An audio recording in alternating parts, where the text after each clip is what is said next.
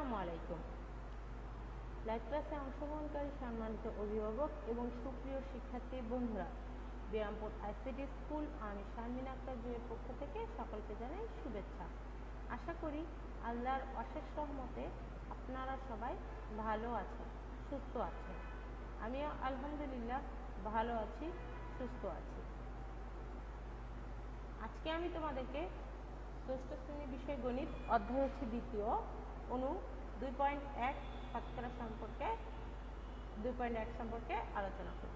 তাহলে চলো আমাদের আলোচনা শুরু করা যাক।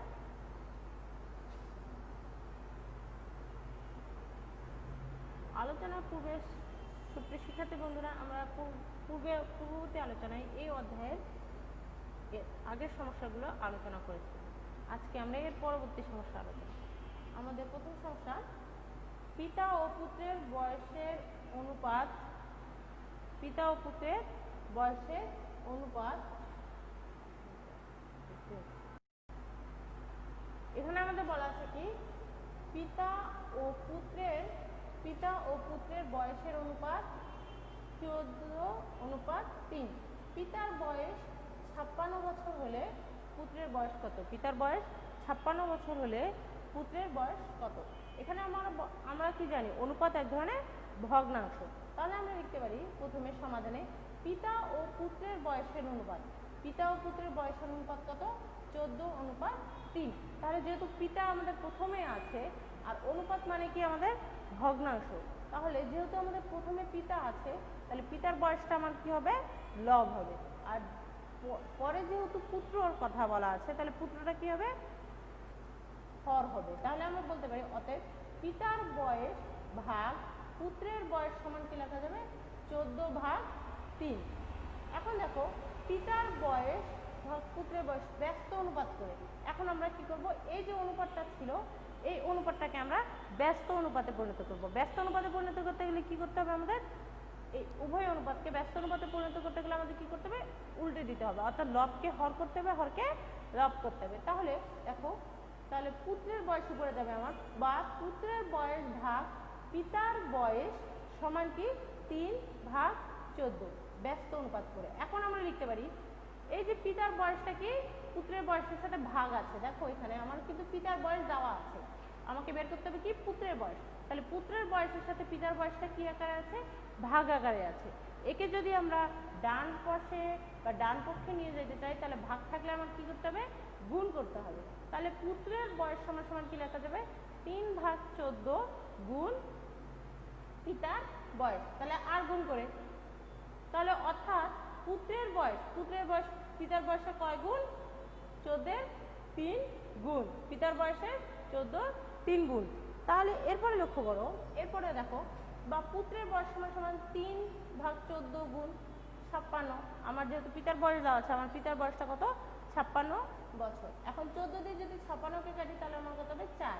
তাহলে লব, যেহেতু আমার এখানে হর কোনো কিছু নেই তাহলে লবের সাথে লব গুণ হবে, তাহলে 3×4 = 12। তাহলে পুত্রের বয়স হচ্ছে কত? 12 বছর। পুত্রের বয়সটা হচ্ছে 12 বছর। সুপ্রিয় শিক্ষার্থী বন্ধুরা, এই যে আমরা সমস্যাটি সমাধান করলাম, এই সমাধান একটি বিকল্প নিয়মে করা যায়। তাহলে এই সমাধানে আমরা বিকল্প নিয়মটি একটু লক্ষ্য করি। এই সমাধানের বিকল্প নিয়মটি বলা আছে পিতা ও পুত্রের বয়সের অনুপাত 14:3। পিতার বয়স 56 বছর হলে পুত্রের বয়স কত? এখানে দেখো, তাহলে সমাধানটা আমরা কিভাবে করব? বিকল্প পদ্ধতিতে সমাধান করব। পিতা ও পুত্রের বয়সের অনুপাত হচ্ছে আমার 14:3। পিতা ও পুত্রের বয়সের অনুপাত হচ্ছে 14:3। অর্থাৎ কি বলা যায়, পুত্রের বয়স পিতার বয়সের কত? 3/14 গুণ। দেখো, পিতা ও পুত্রের বয়সের অনুপাত 14:3। এখন দেখো এখানে আমাকে কার বয়স বের করতে হবে? পুত্রের বয়স। যার বয়স বের করতে হবে তার অনুপাতটা আমাকে কোথায় নিতে হবে? উপরে নিতে হবে, অর্থাৎ লব আকারে নিতে হবে, এবং যার বয়সটা দেওয়া থাকবে তার বয়সটা আমার হর আকার হবে। এখানে দেখো, যেহেতু 14:3, 14টা কার? পিতার, যেহেতু পিতা প্রথমেই আছে, তাহলে 3টা কার? পুত্রের। তাহলে পুত্রের বয়স, এখন পুত্রের বয়স আমরা বের করবো, তাহলে পুত্রের বয়স পিতার বয়সের কত গুণ হবে? যেহেতু পুত্রের বয়স প্রথমে দেওয়া আছে তাহলে পুত্রের বয়সের অনুপাত প্রথমে নেব, বা লব হিসেবে নেব 3 ভাগ পিতার বয়স 14 গুণ। এখন দেওয়া আছে পিতার বয়স কত? 56 বছর। আবার দেওয়া আছে কি পিতার বয়স 56 বছর। অতএব পুত্রের বয়স তাহলে কি লেখা যায়? অতএব পুত্রের বয়স লিখতে পারি এত গুণ বলা আছে, এত গুণ বলা থাকলে পিতার বয়সের এত গুণ, তাহলে পিতার বয়স আমার ছিল কত? 56 বছর। 56 এর মানে কি গুণ 3 এর 14, তাহলে এখন 14 দিয়ে যে 56 কাটি কত হবে? 12 বছর। বা পুত্রের বয়স কত হচ্ছে আমার? 12 বছর। তাহলে উত্তরটা আমার কত হচ্ছে? 12 বছর। এরপরে দেখো বলা আছে দুইটি বইয়ের মূল্যের অনুপাত। দুইটা বই দেওয়া আছে, সেই দুইটি বইয়ের মূল্যের অনুপাত বা দামের অনুপাত আমার হচ্ছে কত? 5:7। 5:7। এখন দ্বিতীয়টির মূল্য 84 টাকা হলে প্রথমটির মূল্য কত? এখানে বলা আছে যে দুইটা বইয়ের কথা বলা আছে যাদের অনুপাত হচ্ছে 5:7। এখন দ্বিতীয় বইটির মূল্য যদি 84 টাকা হয়, তাহলে প্রথম বইটির মূল্য কত তা এখানে বের করতে হবে। তাহলে লক্ষ্য করো সমাধানে কি দুইটি বইয়ের মূল্যের অনুপাত দেওয়া আছে কত আমার? 5:7। দুইটি বইয়ের মূল্য দেওয়া আছে 5:7। এখন বলা আছে যে দেখো এখানে আমার প্রথম বইটির মূল্য কি করতে হবে? বের করতে হবে। এবং দ্বিতীয় বইটির মূল্য আমার দেওয়া আছে, আবার দেওয়া আছে দ্বিতীয় বইটির মূল্য কত? 84 টাকা। দ্বিতীয় বইটির মূল্য 84 টাকা। এখন আমরা জানি কি যে বইটির মূল্য দেওয়া থাকবে আর যার মূল্য বের করতে হবে তার তত গুণ বের করতে হবে। তাহলে এখানে আমার প্রথম বইটির মূল্য বের করতে হবে, তাহলে আমরা লিখতে পারি প্রথম বইয়ের মূল্য দ্বিতীয় বইয়ের মূল্য কি, যেহেতু প্রথম বইয়ের অনুপাত কত আমার? 5, 5টাকে কি লব আকারে রাখবো এবং যে আর অনুপাত দেওয়া থাকবে, এখানে দ্বিতীয় বইয়ের মূল্য দেওয়া আছে, তাহলে দ্বিতীয় বইয়ের মূল্যের অনুপাত কত? 7। 7কে কোথায়? হর আকারে রাখবো। তাহলে মূল্যের 5-7 গুণ। প্রথম বইয়ের মূল্য সমান তাহলে লেখা যাবে প্রথম বইয়ের মূল্য সমান 5/7 গুণ 84। তাহলে প্রথম বইয়ের মূল্য সমান 7 দিয়ে যদি 84কে কাটি তাহলে কত হবে? 12। তাহলে লব এবং লব গুণ হবে, বা 12 প্রথম বইয়ের মূল্য সমান 12 গুণ 5, বা প্রথম বইয়ের মূল্য সমান কত আমার? 60 টাকা।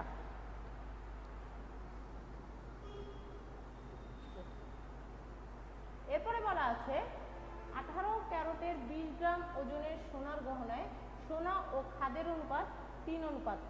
বলা আছে যে 18 ক্যারেটের 20 গ্রাম ওজনের, ওজনটা কত? 20 গ্রাম। 20 গ্রাম ওজনের একটা সোনার গহনায় সোনা ও খাদ দেওয়া আছে। সেই সোনা ও খাদের অনুপাত হচ্ছে 3:1। তাহলে সোনার অনুপাত হচ্ছে 3, খাদের অনুপাত হচ্ছে 1। এখন ওই গহনায় এই যে সোনা ও খাদটার অনুপাত আকারে দেওয়া আছে, কিন্তু ওই গহনায় সোনা ও খাদ পৃথক পৃথকভাবে কতটুকু পরিমাণে আছে বা কত গ্রাম আছে তা আমাকে এখানে কি বের করতে হবে। তাহলে প্রথমে কি করতে হবে? গহনায় সোনা ও খাদের অনুপাত কি? 3:1। গহনায় সোনা ও খাদের অনুপাত হচ্ছে আমার কত? 3:1। আমরা জানি কি যে আমাদের যদি কোনো অনুপাত দেওয়া থাকে এবং তার সমষ্টি দেওয়া থাকে, তাহলে সেখান থেকে যদি আমাদের ওই দুটি সেই অনুপাত থেকে যদি অনুপাতগুলো পৃথক পৃথক পরিমাণটা বের করতে চাই, তাহলে আমাদের কি করতে হবে? প্রথমে অনুপাতের যে পূর্ব এবং উত্তর রাশি আছে তার যোগফল বের করতে হবে। তাহলে অনুপাতের পূর্ব রাশি ও উত্তর রাশির যোগফল সমান কি? 3 যোগ 1 সমান কি? 4। 3 যোগ 1 সমান 4। এরপরে আমরা লিখতে পারি, তাহলে দেখো যোগফল বের হয়ে গেল। এখন গহনায় সোনার পরিমাণ, এখন গহনায় প্রথমে আমরা সোনার পরিমাণ বের করব। তাহলে গহনায় সোনার পরিমাণ বের করতে গেলে আমাকে কি করতে হবে? মোট পরিমাণ, মানে এদের এই যে সোনা গহনায় যে সোনা এবং খাদ ছিল তাদের মোট পরিমাণটা কত তার এর বের করতে হবে। তাহলে মোট পরিমাণ আমার কত? 20 গ্রাম। 20 গ্রাম এর। এখন প্রথমে কি করতে হবে? গহনায় কি নিয়েছি আমরা? সোনা নিয়েছি, তাহলে সোনার অনুপাত নিতে হবে। সোনার অনুপাত এখানে কত? 3। 3 ভাগ কি করতে হবে? অনুপাতের রাশিদ্বয়ের যোগফল। অনুপাতের রাশিদ্বয়ের যোগফল কি? 4। অর্থাৎ এখন দেখো 20 এর মানে কি? গুণ 3 এর 4 গ্রাম। 4 দিয়ে 20কে কাটলে 5, 3 × 5 = 15 গ্রাম। অনুরূপভাবে তাহলে গহনায় সোনার পরিমাণ, এখন গহনায় কি হবে? খাদের পরিমাণ, এটা কি হবে? খাদ। এখন লক্ষ্য করো, তাহলে আমরা যে কোনো রাশির সমষ্টি থেকে ওই রাশিগুলো পৃথক পৃথকভাবে বের করতে গেলে আমাদের সূত্রটা কি পড়তেছে, যে প্রথম রাশি সমান সমান রাশিদ্বয়ের সমষ্টি এর প্রথম রাশির অনুপাত ভাগ অনুপাতের রাশিদ্বয়ের যোগফল। অনুরূপভাবে গহনায় আমরা এখন খাদের পরিমাণ বের করব। কিসের? খাদের পরিমাণ। গহনায় খাদের পরিমাণ বের করলে আমার মোট গ্রাম হচ্ছে 20 গ্রাম, এর কত অংশ, যেহেতু খাদের পরিমাণ আমার অনুপাতের পরিমাণ কত আছে 1 বাই অনুপাতের যোগফল কত 4 অংশ। এখন যদি 4 অংশ হয় তাহলে 20 গুণ এর মানে গুণ 1 এ 4 গ্রাম, 4 দিয়ে 20 কে কাটলে আমাদের কত হবে 5। যেহেতু আমরা জানি পূর্ণ সংখ্যার সাথে ভগ্নাংশের গুণের ক্ষেত্রে পূর্ণ সংখ্যাটা কি লবের সাথে গুণ হয়, তাহলে 4 দিয়ে 20 কে আমরা যদি কাটি তাহলে 5 হবে, 5 কে 5 গ্রাম। তাহলে এখানে লক্ষ্য করো, এখানে আমার উক্ত গহনায় সোনা ও খাদের পরিমাণ যথাক্রমে কত বেরোচ্ছে, উক্ত গহনায় সোনা ও খাদের পরিমাণ বেরোচ্ছে যথাক্রমে 15 গ্রাম ও 5 গ্রাম। এরপরে আমাদের পরবর্তী সমস্যা কি দেওয়া আছে, পরবর্তী সমস্যায় বলা আছে যে দুই বন্ধুর বাড়ি হতে স্কুলে যাওয়ার সময়ের অনুপাত কত, 2:3। বলা আছে যে দুইজন বন্ধু আছে, তাদের বাড়ি হতে স্কুলে যেতে যে সময়টা লাগে সেই সময়ের অনুপাত হচ্ছে 2:3। এখন বলা আছে প্রথম বন্ধুর বাড়ি হতে স্কুলের দূরত্ব, অর্থাৎ প্রথম বন্ধুর বাড়ি হতে স্কুলের দূরত্ব কত 5 কিলোমিটার হলে দ্বিতীয় বন্ধুর বাড়ি হতে স্কুলের দূরত্ব কত। এখন দেখো তাহলে সমাধানটা আমরা কিভাবে করব। সমাধান এখানে তাহলে করতে পারি, সমাধান দুই বন্ধুর বাড়ি হতে স্কুলে যাওয়ার সময়ের অনুপাত, দুই বন্ধুর বাড়ি হতে স্কুলে আসা যাওয়ার সময়ের অনুপাত হচ্ছে 2:3। আবার প্রথম বন্ধুর বাড়ি হতে স্কুলের দূরত্ব কত 5 কিলোমিটার, তাহলে আমার দ্বিতীয় বন্ধুর বাড়ি হতে স্কুলের দূরত্ব কত তা আমাকে বের করতে হবে। তাহলে দ্বিতীয় বন্ধুর বাড়ি হতে স্কুলের দূরত্ব সমান কি লেখা যাবে, স্কুলের দূরত্ব সমান আমার কি লেখা যাবে, যে প্রথম বন্ধু যেই বন্ধুর দূরত্বটা দেওয়া আছে সেই বন্ধুর দূরত্বের এত গুণ বের করতে হবে। তাহলে আমার কোন বন্ধুর দূরত্ব দেওয়া আছে, প্রথম বন্ধু, তাহলে প্রথম বন্ধুর বাড়ি হতে স্কুলের দূরত্বে কি, যেহেতু আমাদের দ্বিতীয় বন্ধুর দূরত্বটা বের করতে হবে, তাহলে দ্বিতীয় বন্ধুর অনুপাতটা আমাদের কি হবে, লব হবে, আর প্রথম বন্ধুর অনুপাতটা কি হবে, হর হবে। তাহলে দ্বিতীয় বন্ধুর অনুপাত আমার কত এখানে 3, তাহলে 3 কোথায় থাকবে উপরে, 2 কোথায় নিচে, তাহলে প্রথম বন্ধুর বাড়ি হতে স্কুলের দূরত্বের 3/2 গুণ। এরপরে দেখো তাহলে বলা যায়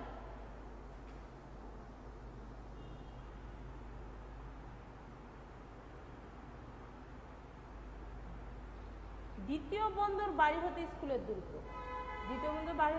দূরত্ব, আমার প্রথম বন্ধুর বাড়ি হতে দূরত্বের মান কত ছিল 5, এর মানে কি গুণ 3/2 কিলোমিটার। তাহলে আমাদের যেহেতু এখানে কোনো কাটাকাটি করা যাবে না, তাহলে আমরা জানি পূর্ণ সংখ্যার সাথে ভগ্নাংশের গুণের ক্ষেত্রে পূর্ণ সংখ্যাটা কি, ভগ্নাংশের লবের সাথে গুণ হয়, লবের সাথে গুণ করলে 5 3 5 15 ভাগ 2 কিলোমিটার। এখন এই ভগ্নাংশটা কি আমার অপ্রকৃত ভগ্নাংশ, তাহলে অপ্রকৃত ভগ্নাংশটাকে আমাকে কি করতে হবে, মিশ্র ভগ্নাংশে প্রকাশ করতে হবে। এখন যদি আমি মিশ্র ভগ্নাংশে প্রকাশ করি তাহলে বের হবে কত, 7/2 কিলোমিটার।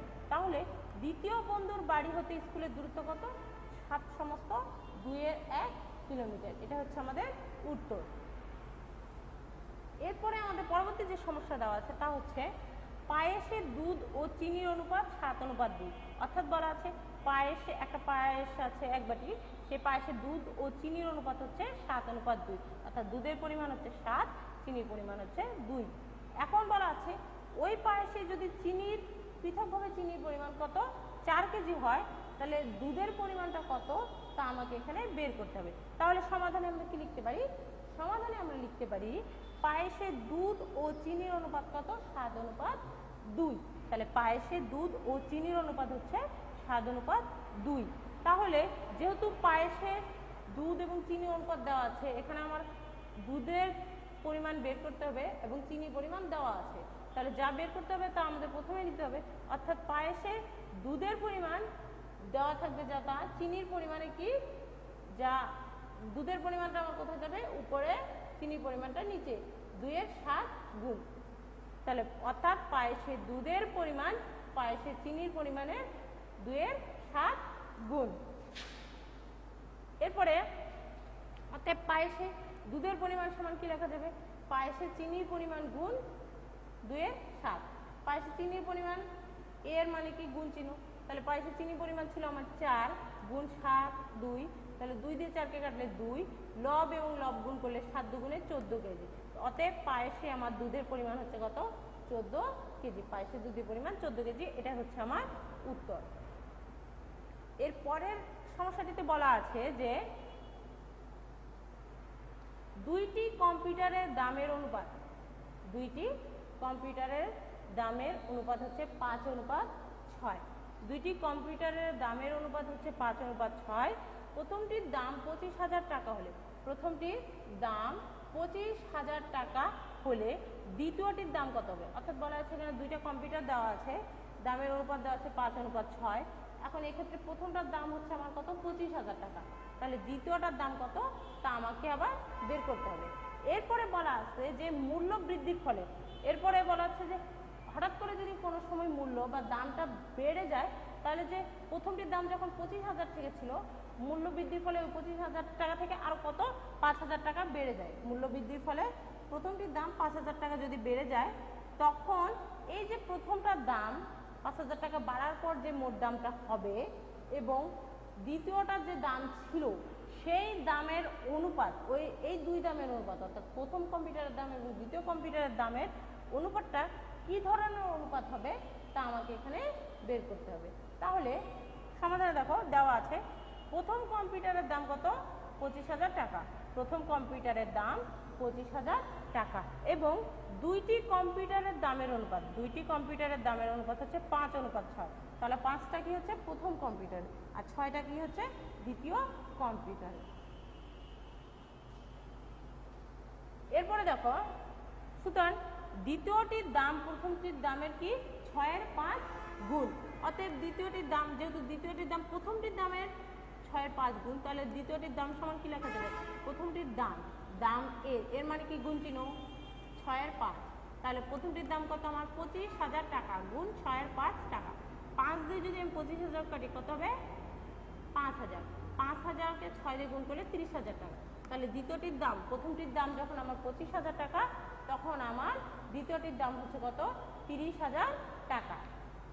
এরপরে লক্ষ্য করে বলা আছে এই যে প্রথমটির দাম 25,000 টাকা যদি দাম বেড়ে যায়, অর্থাৎ দ্বিতীয়টার দাম ঠিকই থাকলো, দ্বিতীয়টার দাম যে আমাদের 30,000 টাকা বেড়েছে, দ্বিতীয়টার দাম 30,000 টাকা ঠিকই থাকবে, কিন্তু এই যে প্রথমটার দাম যখন 25,000 টাকা ছিল, সেই 25,000 টাকা থেকে মূল্য বৃদ্ধির ফলে অর্থাৎ দাম বৃদ্ধির ফলে তার ওই 25,000 টাকা থেকে আরো 5,000 টাকা কি বেশি হলো। এখন যদি 25,000 টাকা থেকে আরো 5,000 টাকা বেশি হয়, তাহলে অবশ্যই তখন 5,000 টাকা বেশি হওয়ার ফলে কত দাম হলো তা আমাকে বের করতে হবে। তাহলে আবার মূল্য বৃদ্ধির ফলে প্রথমটির দাম বেড়ে হয় কি পূর্বের দামের সাথে আরো 5,000 টাকা যোগ করতে হবে, যেহেতু পূর্বের দামটা তো আগে ঠিক থাকবে, সেই দাম থেকে আরো 5,000 টাকা বেশি হবে। তাহলে 25,000 যোগ 5,000 সমান 30,000 টাকা। তাহলে দাম বাড়লে আমার প্রথম কম্পিউটারের দাম কত হচ্ছে 30,000 টাকা, আর দ্বিতীয় কম্পিউটারের দামটা কিন্তু ঠিক থাকছে, আমার দ্বিতীয় কম্পিউটারের দাম কত 30,000 টাকা। এই যে দুই কম্পিউটারের দাম বেরোলো, এই দুই কম্পিউটারের দামের অনুপাত কত হবে বা অনুপাতটা কি ধরনের অনুপাত, তাহলে দেখো তখন কম্পিউটার দুইটির দামের অনুপাত হয়, প্রথম কম্পিউটারের দামের অনুপাত, প্রথম কম্পিউটারের দাম কত 30,000 অনুপাত দ্বিতীয় কম্পিউটারের দাম কত 30,000। আমরা জানি একই জাতীয় রাশি হলে অনুপাতটা কি একই অনুপাত, অর্থাৎ যে অনুপাতের পূর্ব রাশি এবং উত্তর রাশি একই, যে অনুপাতের পূর্ব রাশি এবং উত্তর রাশি একই, সেই অনুপাতটাকে আমরা কি বলছি একক অনুপাত। তাহলে আমরা লিখতে পারি 1:1, এটি একটি কি অনুপাত একক অনুপাত, 1:1, এটি হচ্ছে একটা একক অনুপাত। অতএব প্রথম কম্পিউটারটির মূল্য বৃদ্ধির পর উভয় কম্পিউটারের দামের অনুপাতটি একটি একক অনুপাত, এটাই হচ্ছে আমাদের উত্তর। প্রথম কম্পিউটারের মূল্য বৃদ্ধির পর উভয় কম্পিউটারের দামের অনুপাতটি একটি একক অনুপাত হয়। এরপরে দেখো, এরপরে আমাদের সমস্যায় বলা আছে জেসমিন ও আবিদার বর্তমান বয়সের অনুপাত। জেসমিন ও আবিদার বর্তমান বয়সের অনুপাত হচ্ছে, বর্তমানে জেসমিন ও আবিদার এখন বর্তমানে এই চলতি সময়ে যে বয়সটা আছে তাদের অনুপাত হচ্ছে 3:2, 3:2। এবং আবিদা ও আনিকার, আবার আবিদা ও আনিকার বর্তমান বয়সের অনুপাত হচ্ছে 5:1। বর্তমান বয়সের অনুপাত হচ্ছে কত? 5:1। এরপরে বলা আছে ক নাম্বার বলা আছে উদ্দীপকের প্রথম অনুপাতকে শতকরায় প্রকাশ করে। এই যে আমাদের উদ্দীপকটা ছিল যে জেসমিন ও আবিদার বর্তমান বয়সের অনুপাত 3:2 এবং আবিদা ও আনিকার বর্তমান বয়সের অনুপাত 5:1। আনিকার বর্তমান বয়স কত? বর্তমানে বয়স হচ্ছে 3 বছর 6 মাস। এই যে উদ্দীপকটা ছিল, এই উদ্দীপকের প্রথম অনুপাতকে আমাদের কি করতে হবে? শতকরায় প্রকাশ করতে হবে। কিসে প্রকাশ করতে হবে? শতকরা। এরপরে খ নম্বরে বলা আছে 5 বছর পর আবিদার বয়স কত হবে? 5 বছর পর আবিদার, এই যে আবিদা আছে তার বয়সটা কত হবে এখানে আমাকে বের করতে হবে। তারপরে বলা আছে আনিকার বর্তমান বয়স জেসমিনের বর্তমান বয়সের শতকরা কত ভাগ। এরপরে বলা আছে যে বর্তমানে আনিকার যে বয়সটা, সেই বয়সটা এই সময় জেসমিনের যে বয়স সেই বয়সের কত ভাগ তা এখানে আমাদের বের করতে হবে। তাহলে আমাদের এই উদ্দীপকে যে প্রথম অনুপাতটা দেওয়া আছে, উদ্দীপকে আমাদের প্রথম অনুপাত কি? উদ্দীপকের প্রথম অনুপাত হচ্ছে 3:2। আমরা জানি কি অনুপাত একটা ভগ্নাংশ, তাহলে আমরা ভগ্নাংশ আকারে লিখবো 3/2। এখন এই অনুপাতকে যদি আমরা শতকরায় প্রকাশ করতে যাই, তাহলে শতকরায় প্রকাশ করতে গেলে অবশ্যই পার্সেন্ট জানতে হবে। পার্সেন্ট জানতে গেলে আমাদের 100 দ্বারা গুণ, তাহলে উভয় উপর ও নিচকে অর্থাৎ লব ও হরকে আমরা কি করব? 100 দ্বারা গুণ করব। গুণ করার পর 3 গুণ 100/2, এই যে নিচের 100টা, এই নিচের 100টা আমরা কি করব? উঠে দেব। এই নিচের 100-এর জন্য আমার কি বসবে? শতকরা চিহ্ন বসবে। কি বসবে? শতকরা চিহ্ন। এরপরে যদি আমরা কাটাকাটি করি, 2 দিয়ে 100কে কাটলে কত হবে? 50। 3 দিয়ে 50কে গুণ করলে 150%। তাহলে প্রথম উদ্দীপকের অনুপাতের শতকরা পরিমাণ হচ্ছে 150%। এরপরে বলা আছে কি খ নম্বরে আবিদা ও আনিকার বর্তমান বয়সের অনুপাত 5:1। আবিদা ও আনিকার বর্তমান বয়সের অনুপাত 5:1। এখন দেখো আবার এখানে কার বয়স দেওয়া আছে? আবিদার বয়স দেওয়া আছে, কিন্তু আনিকার বয়স দেওয়া নেই। তাহলে এখন দেখো এখানে আবিদার বয়স হচ্ছে 5, আনিকা হচ্ছে কি 1। তাহলে দেখো আবিদার বর্তমান বয়স আনিকার বর্তমান বয়সের কত? 5 গুণ, অর্থাৎ আবিদার বর্তমান বয়সটা কি আনিকার বয়সের চেয়ে 5 গুণ বেশি। তাহলে আনিকার বর্তমান বয়স, আবার আনিকার বর্তমান বয়স আমার দেওয়া আছে কত? 3 বছর 6 মাস। এই যে বছরটা আছে, এই বছরটাকে আমাকে কি করতে হবে? মাসে পরিণত করতে হবে। আমরা জানি কি 1 বছর সমান কি 12 মাস। তাহলে যদি ছোট থেকে আমাদের বড় থেকে যদি ছোটতে পরিণত করতে চাই, তাহলে গুণ করতে হবে। 3 বছরকে আমাদের 12 মাস দ্বারা গুণ করলে আমরা বুঝতে পারবো যে 3 বছরে আমাদের কত মাস আসছে। তাহলে লিখতে পারি 3 গুণ 12 যোগ এই 6 মাসটা কি হবে? যোগ হবে, এত মাস সমান কি হবে? 36 যোগ 6 মাস সমান সমান 42 মাস। তাহলে দেখো আবার বলা আছে যে এই যে 42 মাস বের হলো, এই 42 মাস কি আবিদা, কার বয়স? আবিদা, কিন্তু আবিদা আনিকার 42 মাসটা কার বয়স? আনিকার। এখন দেখো আবার বলা আছে, কিন্তু আমাকে এখানে কার বয়স বের করতে বলা হয়েছে? আবিদার। যদি আনিকার বয়স 42 মাস হয়, কিন্তু আমরা জানি আনিকার বয়স, আবিদার বয়সটা কি আনিকার বয়সের 5 গুণ, অর্থাৎ আনিকার যে বয়সটা বেরোবে তার সাথে যদি আমরা 5 গুণ করি তাহলে কিন্তু আমাদের আবিদার বয়সটা বের হবে। তাহলে আমরা বলতে পারি সুতরাং আবিদার বর্তমান বয়স সমান 42 গুণ 5 মাস সমান সমান 210 মাস। এই মাসটাকে আমরা এখন বছরে করব। আমরা জানি 1 বছর সমান 12 মাস। এখন দেখো মাস ছোট, বছর কি বড়, তাহলে মাস থেকে যখন আমরা বছরে আনবো, যেমন বছর থেকে আমরা মাসে নিয়ে গেলে আমাদের কি করতে হবে? গুণ করতে হবে। তেমন এখন আমরা মাস থেকে বছরে নিয়ে গেলে আমাদের কি করতে হবে?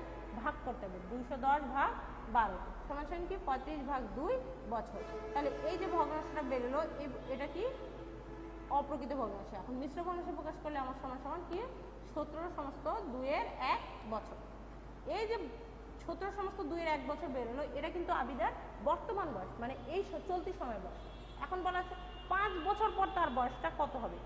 এখন বর্তমান বয়স যদি এত হয়, আবার এই বর্তমান বয়স থেকে 5 বছর সময় আরো বেশি কাটে গেলে অবশ্যই এই বর্তমান বয়স থেকে 5 বছর বেশি বয়স হবে তার।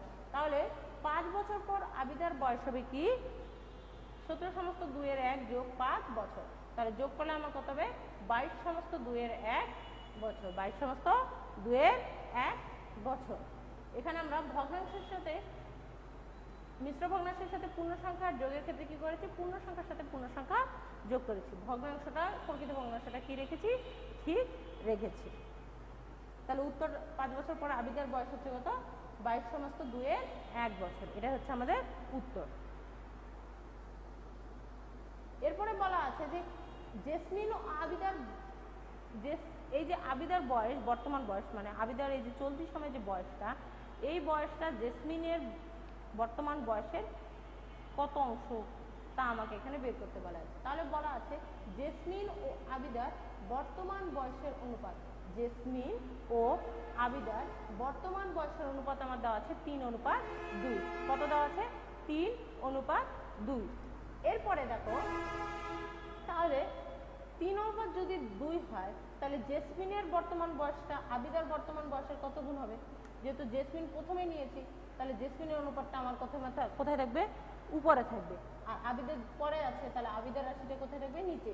তাহলে অর্থাৎ জেসমিনের বর্তমান বয়স আবিদার বর্তমান বয়সের কি 3/2 গুণ। 3/2 গুণ। আবার খ হতে পাই আবিদার বর্তমান বয়স কত 17 সমস্ত 2 এর 1। আবার ওই যে আমরা খ নম্বর উদ্দীপকে পেয়েছি যে আবিদার বর্তমান বয়স পেয়েছি 17 সমস্ত 2 এর 1 বছর। তাহলে দেখো 2 এর 3 গুণ যদি হয় আবিদার বর্তমান বয়সের এত গুণ, তাহলে আবিদার বর্তমান বয়স এত কত 17 সমস্ত 2 এর 1। এই 17 সমস্ত 2 এর 1 এর সাথে আমাকে 3/2 কি করতে হবে, গুণ করতে হবে। এই 3/2 অংশ যদি গুণ করি তাহলে কিন্তু জেসমিনের আমার বর্তমান বয়সটা বের হবে। তাহলে আমি লিখতে পারি জেসমিনের বর্তমান বয়স সমান 17 সমস্ত 2 এর 1 গুণ 3/2 বছর।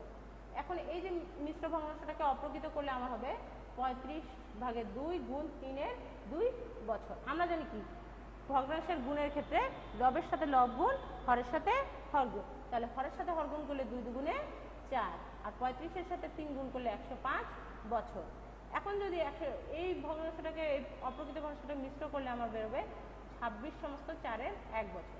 তাহলে জেসমিনের বর্তমান বয়স আমার বেরোচ্ছে 26 সমস্ত 4 এর 1 বছর। এরপরে লক্ষ্য করো আনিকার বর্তমান বয়স। এখানে আবার আনিকার বর্তমান বয়সটা কিন্তু আমার দেওয়া আছে। আনিকার বর্তমান বয়স দেওয়া আছে কত 3 বছর 6 মাস। 3 বছর 6 মাস। তাহলে এই যে 6 মাসটা দেওয়া আছে 6 মাসটাকে আমি বছরে পরিণত করি। 6 মাসটাকে যদি মাসকে যদি বছরে পরিণত করি তাহলে এই সংখ্যাকে আমার 12 দ্বারা কি করতে হবে, ভাগ করতে হবে। তাহলে 3 যোগ 6 ভাগ 12 বছর। তাহলে এখানে 6 দিয়ে যদি 12কে কাটি তাহলে 2, 3 সমস্ত 2 এর 1 বছর। এই মিশ্র ভগ্নাংশটাকে এখন অপ্রকৃত করলে 7/2 বছর। এখন দেখো তাহলে আনিকার বর্তমান বয়স আমার বেড়েছে 7/2 বছর, আবার জেসমিনের বর্তমান বয়স বেড়েছে 26 সমস্ত 4 এর 1 বছর। তাহলে আনিকার এই যে আনিকার বর্তমান বয়সটা বেড়েছে, আবার জেসমিনের বর্তমান বয়সটা বেরোলো, এই বর্তমান বয়সটা একে অপর কত অংশ তা আমাকে এখানে বের করতে হবে। তাহলে আমরা লিখতে পারি আনিকার বর্তমান বয়স জেসমিনের বর্তমান বয়সের কি, আনিকার বর্তমান বয়সকে জেসমিনের বর্তমান বয়স দ্বারা কি করতে হবে, ভাগ করতে হবে। তাহলে আনিকার বর্তমান বয়স হচ্ছে 7/2 ভাগ 26 সমস্ত 4 এর 1 অংশ। তাই এই মিশ্র ভগ্নাংশটাকে অপ্রকৃত করি। অপ্রকৃত করলে হবে 105/4 অংশ। এখন আমরা জানি ভাগ চিহ্নকে যদি ভাগটাকে যদি গুণ করি তাহলে চিহ্ন পরিবর্তন, ভাগ চিহ্নকে যদি গুণ চিহ্নে পরিবর্তন করি তাহলে এই ডান পাশে যে ভগ্নাংশ থাকবে তা বিপরীত হবে, অর্থাৎ লব হর হবে, হর লব হবে। তাহলে 7/2 গুণ 400 104 এর 4 অংশ। এরপরে দেখো যদি আমরা কাটাকাটি করি 2 দুগুণে 4, 7 দিয়ে 104কে কাটলে হবে 35।